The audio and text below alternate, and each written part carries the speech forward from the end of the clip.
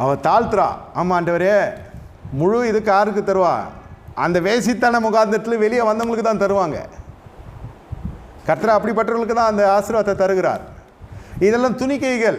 கல்யாணம், காத்து குத்துறது, நிச்சயதார்த்தம், சரீர சுகம், இதெல்லாம் வந்து துணிக்கைகள். நீங்கள் பரிசுத்த வாண்டிய சுதந்திரத்தில் பங்கடைய வேண்டும் என்பது தான் பரம அதிகாரம். உலக பிரகாரம் தேவைக்கு மட்டுமில்லை, உன்னதத்திலே வாசம் பண்ணுகிற தேவன் உன்னோடு உறவாட விரும்புகிறார். நான் தேவன் இடத்துல சஞ்சரிக்க விரும்புகிறேன். இது ஜப குறிப்புக்கெல்லாம் மேலே ஒரு உறவு நான் சொல்கிறேன். இந்த ஐக்கியம் வந்து ஜப குறிப்பு முடிஞ்சோடனே ஏறக்கட்டு போகிறது இல்லை. ஜப குறிப்புக்கு அப்புறமும் சொல்கிறேன், தேவைகளுக்கெல்லாம் அப்புறமும். இவன் தேவையோட பாயிண்ட் பஸ் மாதிரி ஆயிடுச்சு. இது தேவை டு தேவை, வேதனை டு வேதனை. அது முடிஞ்சோடனே ஜாலி.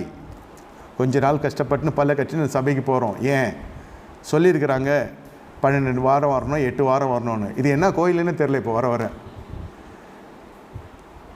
8 வாரம் இவன் வந்து 9வது வாரத்தில் விடுதலை பெற்று இவன் அவ்வளோதான். அதோட 10வது வாரத்தில் இவன் மறுபடியும் டாஸ்மாக் போயிடுவான். அப்புறம் ஒரு 9 வாரம் வருவான். யாரா இதெல்லாம் சொல்கிறது? உனக்கு 8 வாரம் வரணும், 9 வாரம் வரணும்னு. சுற்றி வந்து தேங்காய் தான் உடைக்கல இவன் தள்ள. பாருங்க, ஏன் பரிசுத்தாவி எங்கே உண்டு அங்கே விடுதலை உண்டு. அதுக்கு தான் நான் வரேன். உங்கள் அபிஷேகம் பண்ணப்பட்ட தலைமைத்துவத்தில் திரளான ஜனங்க வருகிற பொழுது நம்ம யோசித்துக்கொள்ளணும்.